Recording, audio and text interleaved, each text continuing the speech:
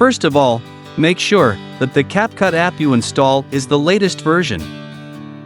If you still have the old version, then update it first via the Google Play Store.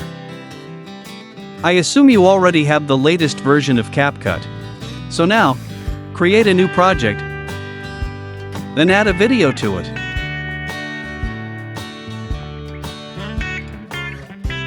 Here, determine the part of the video that will have the AI stable diffusion effect. Tap your video clip, then find and use the freeze feature. Next, tap the clip that has been frozen, then open the Style menu.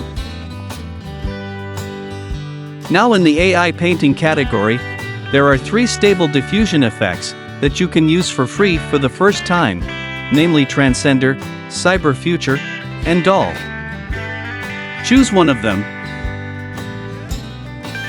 then wait for the generating process to take place for a few minutes. You can also minimize the generating process if you have other editing needs.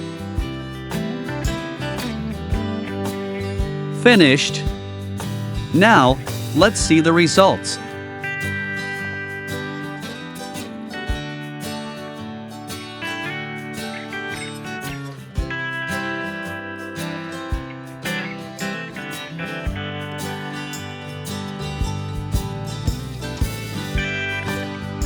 Okay guys, that's a tutorial on how to make a video with the AI stable diffusion effect, like the one that's trending on TikTok, just by using the CapCut app.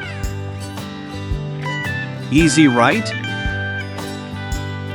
Hopefully this video is useful. And thank you for watching.